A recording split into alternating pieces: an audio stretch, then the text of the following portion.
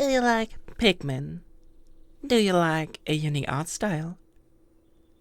Do you like serving an evil god who will come down to the mortal realm and bring destruction and ruin, releasing you from this mere bodily vessel? Well, then, this is worship. In this game, you play as a cultist for a god and grow your cult. You turn unenlightened unbelievers into loyal followers for you to command. So, we start our cult and choose this guy as our god.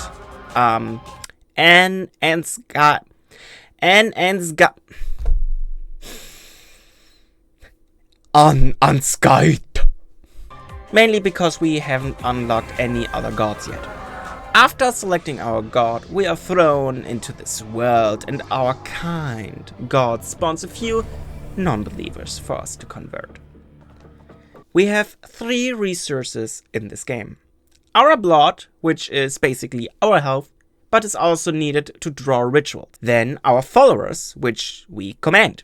Those guys attack for us and are also our main damage. We also need them to carry objects for us. And on the top right is a bar we need to fill in order to progress. We can do that by sacrificing objects and destroying other gods' statues. We draw a circle around the non-believers with our blood and convert them to the true faith of our cult. And soon the faith the entire world will believe in. We start exploring the east, destroy a few boxes and barrels. We freed 2 non-believers. However, they get stuck in here. Well, it doesn't matter. We convert them to our true faith.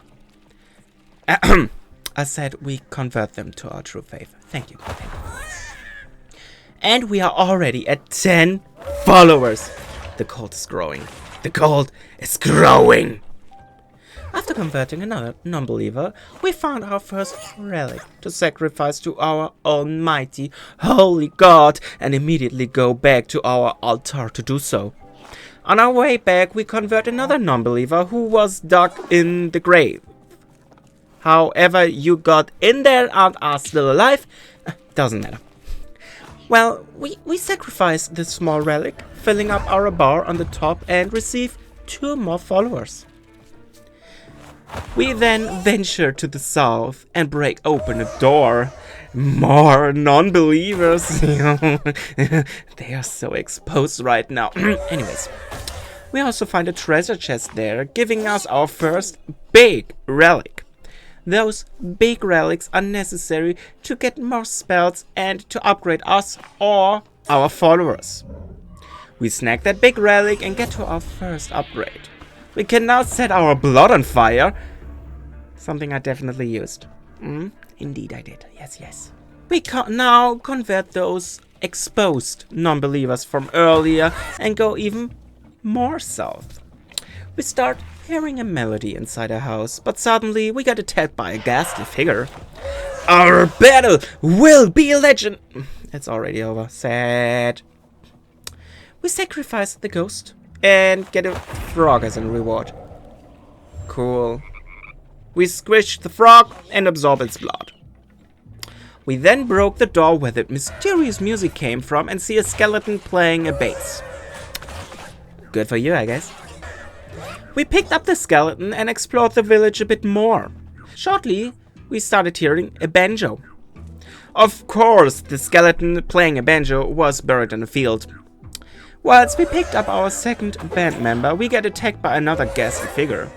This guy was a bit tougher to beat and eliminated 2 of my cult members. He will absolutely pay for that. No one sends my believers to the Shell Realm but me. After that battle, we find the stage where the skeleton band is performing. We place the 2 skeletons we had on the stage and figure out we need 2 more. The next skeleton was in a toilet house. So we destroyed the toilet house, probably traumatizing the skeleton forever, and picked him up, brought him to the stage. 1 remaining. During our search, we encountered another of those ghostly swordmen. This time he was so focused on me though, so we could attack him and, defeated him without taking any losses. The last skeleton was minding its own business inside our house, so of course we destroyed the door, picked him up and brought him to the stage. upon placing down the last skeleton, the curse of the town was lifted, exposing lots of non-believers to convert. Oh, and also a treasure chest, which contained a big relic, I guess, that was also spawned. But you gotta admit, that music is a jam.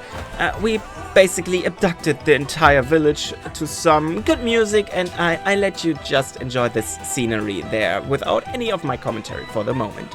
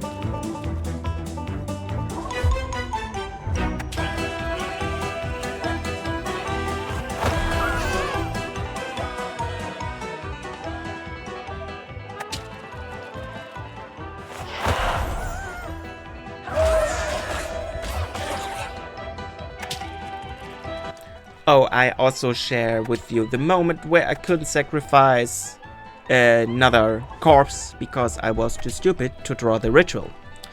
After that pathetic attempt, we go back to our altar and sacrifice our relics to get our upgrade, having even stronger followers now. We venture again to the east and see a lot of corpses.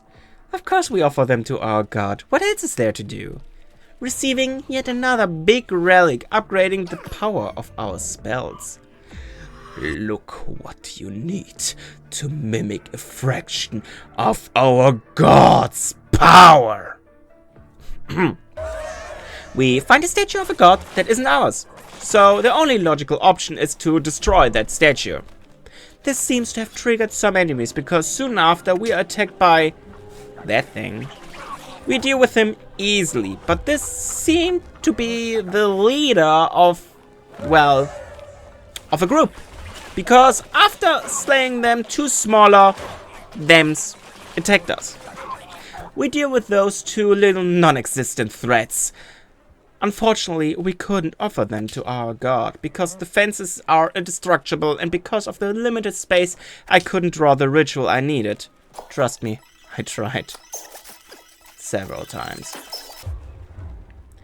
After trying several minutes, I decided to give up and ventured forth, only to be caught up in another battle immediately.